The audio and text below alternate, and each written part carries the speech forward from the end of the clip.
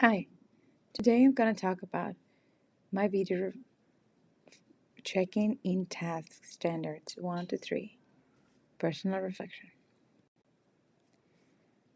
Okay, in this video, I depict one of my lessons for my 9th grade students. So far, we've been learning about cell structure and cell structure functions. Number 1, my strengths. I think going through objectives with the students has really helped them get a broad idea of what we're going to do during the class, and really does help with discipline because they stay focused, because they understand and know why it has to be done during the class as well. Then I think a big strength of my class, or something that I do good, is the fact that I support my students with native language, since they are a bilingual school or a bilingual program. They take most of the lessons in Spanish, but they have English and they have science and English.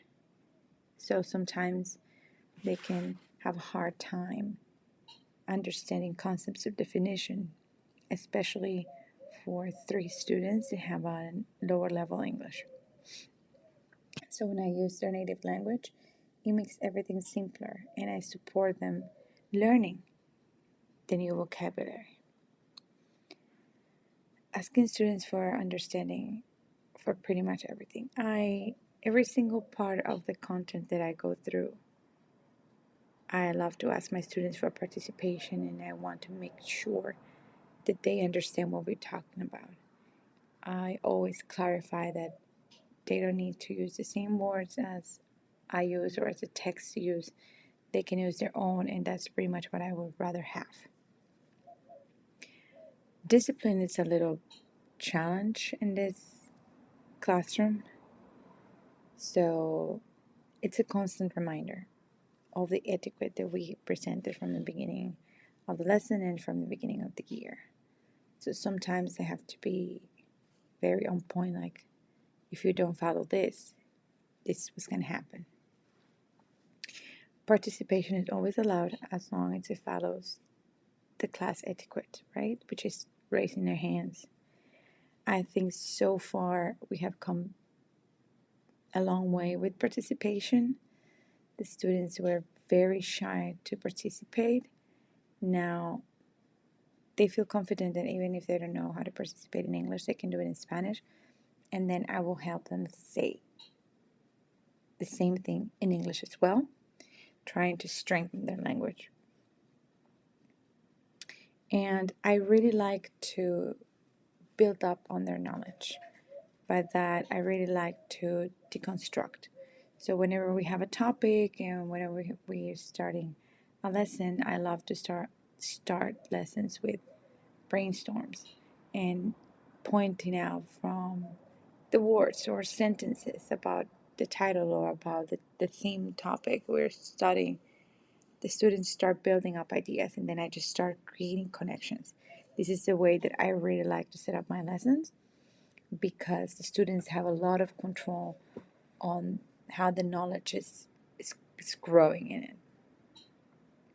And also, I believe that encourages them to participate more and to share what they know.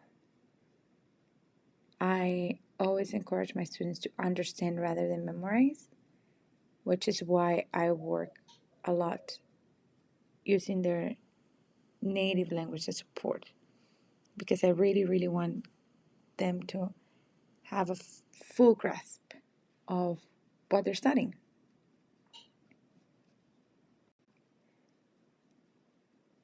When I talk about my weaknesses, I think sometimes I can be too aggressive when setting boundaries. Like the other day in that video, you can hear me saying, "Excuse me, if you don't raise your hand to participate, I will ignore you." Because sometimes, even when they raise their hand and they're not given the opportunity, they just start speaking over everybody else. So it is a weakness, but at the same time, I find it sometimes necessary. And in a lot of classes, I really do set up the class activities but I don't go through them at the beginning of the class. I just put on the instruction right before the activity, and sometimes that can be a little bit messy. I think that if I were changing, setting up the class objectives, and then I'll tell the students what the activity it is for the lesson, they will have a complete idea what the lesson has to look like and what they have to do, and they will be more in control of their behavior because they know exactly how much time we have and the things that we need to get done. And I think there's a lot of teacher guided time. I think my lessons sometimes can turn into a very traditional lesson, but it's also hard to manipulate and to put different strategies there. When we struggle with behavior, sometimes we struggle with distraction and focus, when we are constantly being interrupted by administration or sometimes even by parents, and obviously we have a lack of resources, which makes it challenging to share even with students when we have activities or if we want to gamify the lesson. And thank you for listening.